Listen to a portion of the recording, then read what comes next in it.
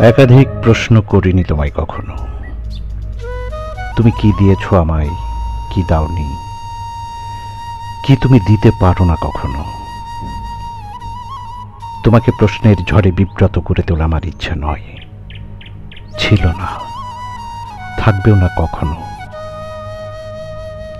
থরে থরে সাজানো কুন্দমল্লিকা, অথবা ক্লান্ত হোক বেহালার একটানা সুর,